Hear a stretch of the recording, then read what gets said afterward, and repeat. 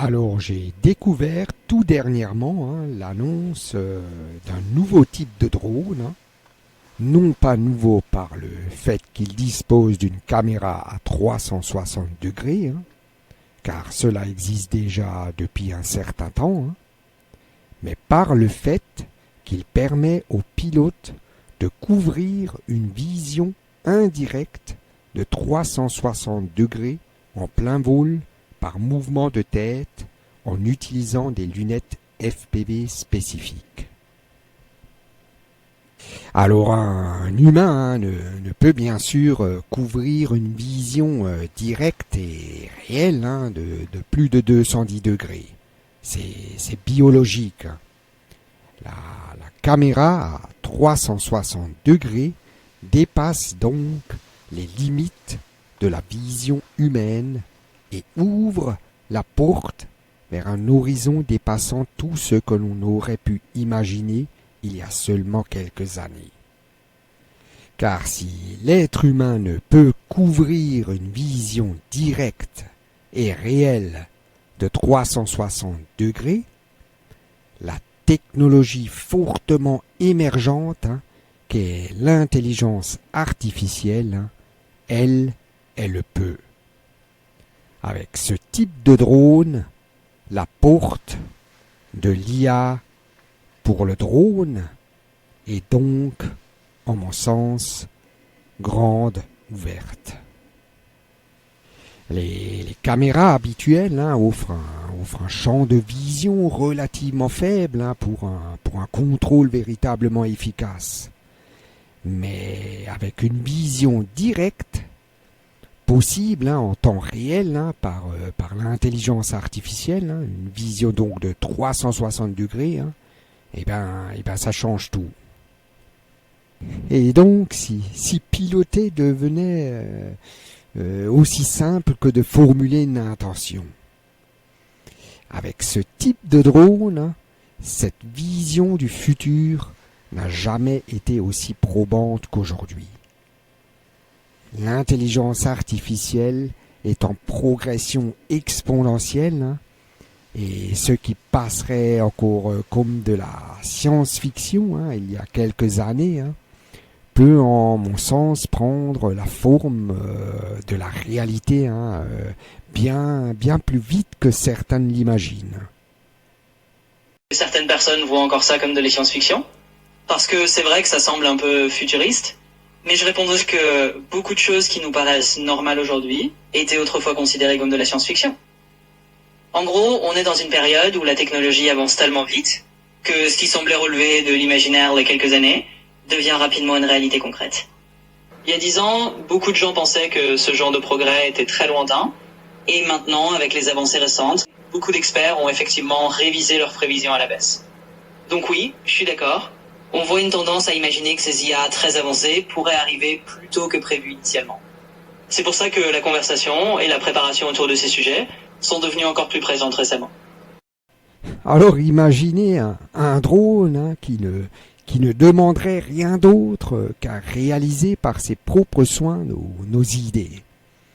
On décrit la scène, le drone, entièrement contrôlé par intelligence artificielle, réalise le plan. Conformité et réglementation par IA, lecture du cadre légal en temps réel, géorepérage, no-fly zone, altitude maximum, ligne à haute tension, distance de sécurité, etc. Tout ça géré de façon automatique. Ensuite, autorisation par intelligence artificielle, préparation, dépôt, suivi automatique des permissions locales. Donc, plus de pilote, c'est l'intelligence artificielle qui pilote. Décollage, trajectoire, évitement d'obstacles, gestion d'urgence, suivi éventuel d'un sujet, stabilisation, étalonnage, débruitage, super résolution et montage vidéo en direct, en plein vol, avec finalisation prêt à publier à l'atterrissage. Alors une vision en temps réel à 360 degrés, c'est l'idéal pour l'intelligence artificielle. Le rêve pour les créateurs de contenu, hein, qualité cinéma, hein, sans équipe, hein, vu que tout est automatique. Pour les PME, hein, inspection, inventaire, plus sûr et plus rapide. Hein. Puis dans le domaine de la collectivité, hein, cartographie, événements, sécurité périmétrique.